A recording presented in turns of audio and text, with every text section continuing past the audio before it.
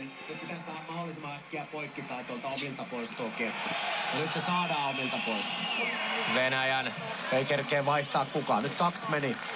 Kaksi pelaajaa lähti vaihtoon. 4 venäläispelaajaa tulee. Mitä sitten saavat aikaan? Toiselle puolelle mennään. Ja sinne tulee Radulovia kohde kiekko. Hän onnistuu vain pelaamaan kiekon Suomen maalin taakse ja kova vääntöä siellä on. Mutta kiire tosiaan, kuten Kaitsu sanoi, tuli tuossa tilanteessa, kun siellä oli tuollainen puolittainen vaihto kesken. Sitten Venäjä saa pidettyä prässin edelleenkin Suomen alueella. Datsuk suojaa todella upeasti ja pitää kiekon alueella. Pelaa sitten maalin taakse, mutta siellä ei ainuttakaan venäläispelaaja ole. Siellä on ainoastaan Sami Vatanen ja kiekko keskialueen puolelle. Ja tässä pakkienkin päästä pois, mutta ei ne pääse. Ja nyt sitten Granlund pääsee vaihtoon, mutta samat puolustajapari mennään edelleenkin. Timonen ja Vatanen siellä ovat ja Timonen on päässyt kentälle ja kyllä vain nyt painaa Suomi-pojan jaloissa. Ovechkin vaihtaa puolta.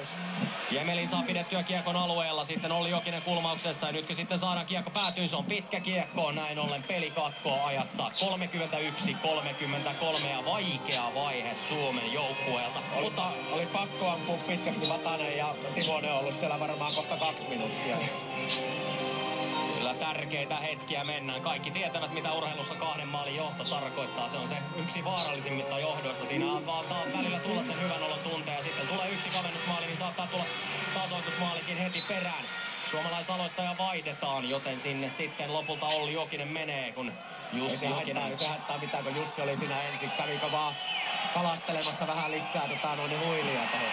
Sitten tulee laukaus, kiekko menee päätypleksiin ja Malkin on kulmauksessa, hän pelaa sitten Popoville, Popov takaisin Malkinille, pieni on kulmaa, Popovia haetaan, venäläispelaaja kaatuu maalin edustalla, siinä ei kuitenkaan laitonta kontaktia ole, ja näin sitten kiekko, no ei sitä saadakaan vielä pois alueelta, ei onnistu Jussi Jokinen ohjaamaan kiekkoa pois, ja muuten Malkin on laidalla, Malkin pelaa viivalle, ja näin Venäjä saa sitten pidettyä tuon paineen, siellä on lähellä, ettei tule kavennusmaali, ja Malkin saa kiekon uudemman kerran oikealla laidalla, ja Poppo menee Suomen maalin taakse, Timonen edelleenkin kentällä Vatasen kanssa, ja nyt sitten viivalle kiekko ja sieltä tulee laukausta ja tulee ohjaustakin, mutta menee niukasti ohi Suomen maalin Malkin. Ja tämä on kuin ylivoimapyöritystä, sen verran painaa tällä hetkellä suomalaispelaajien jaloissa. Medvedev joutuu peruttelemaan, joutuu pakko saada keskialueelle. Sieltä Vatanen Timonen katselevat, eivät vieläkään pääse pois ja venäläiset tietävät tilanteen, pelaavat sitten kiekkoa päätyyn.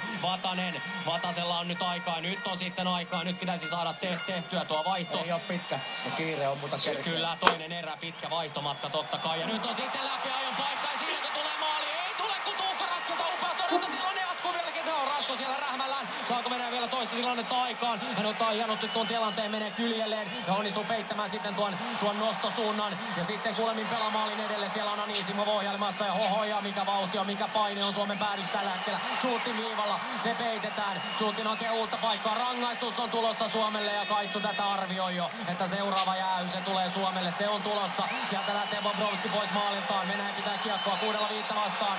Ja nyt hirmuinen mökä on Bolshoi-areenalla, kun Malkin pitää kiekkoa. Katselee siellä syöttösuuntia, pelaa Seminille. Kiekko menee keskialoin puolella. Vieläkin mennään 6-5 vastaan. 6.40 on pelaamatta toista erää ja aivan järisyttävä pariminuuttinen on kyllä nähty ja nyt pääsevät suomalaiset sitten kiekkoon käsiksi ja rangaistus sieltä tulee. Are you sure I should let you watch this? You are 92 with a heart condition. No, I don't go anywhere. I want to watch this.